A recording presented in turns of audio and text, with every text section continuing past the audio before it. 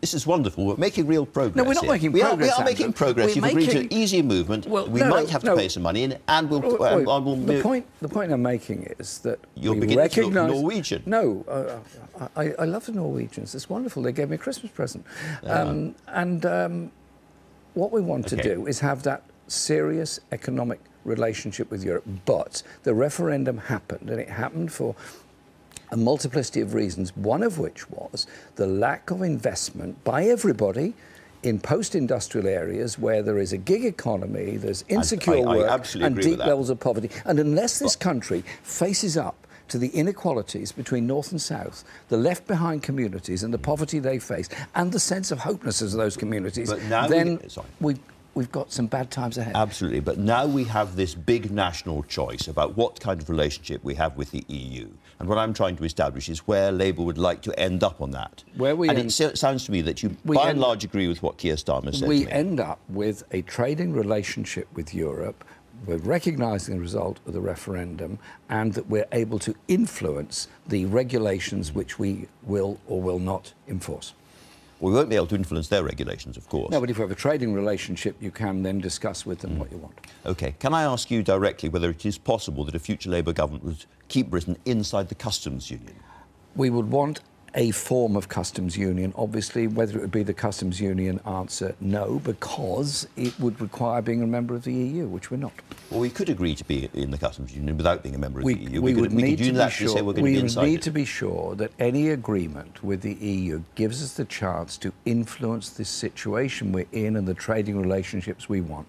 Now, look, I would want to see trade relations with the rest of the world going on and increasing, of course, but also I would want to see conditions put on those trade, conditions of environmental protection, conditions of human rights, conditions of workers' ability to represent and negotiate themselves. The EU has be a different kind of customs union. In some form, both in the customs union and within its trading relations, but often not enforced. Surely we want to be an influence for good in the world.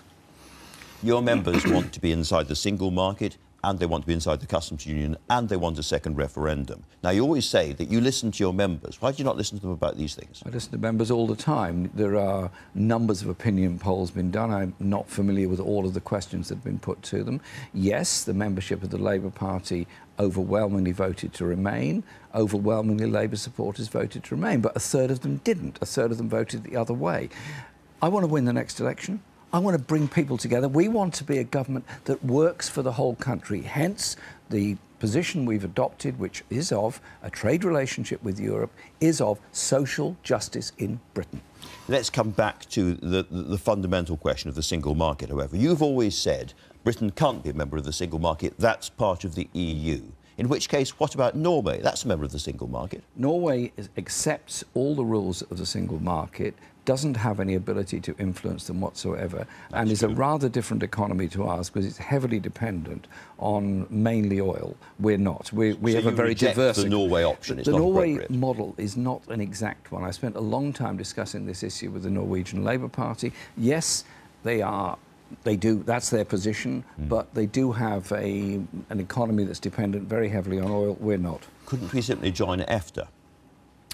We could work with EFTA countries on that relationship. Join EFTA. But the principle has to be the trade relationship, and that's what we're focused on. And whatever we need to negotiate, we will. Can I turn to the question of a second referendum? I mean, even Nigel Farage has said that might be an appropriate thing. David Davis has said, if you can't change your mind, then what's a democracy for? Why is the Labour Party not in favour of a second referendum? What we've asked for and demanded in Parliament has been a meaningful vote in Parliament at the end of it, so MPs I'm talking about the people deciding, not Parliament. And what happened with this bill was it was an undemocratic power grab by the government. We're not asking for a second referendum. And you're not going to? That's out. OK.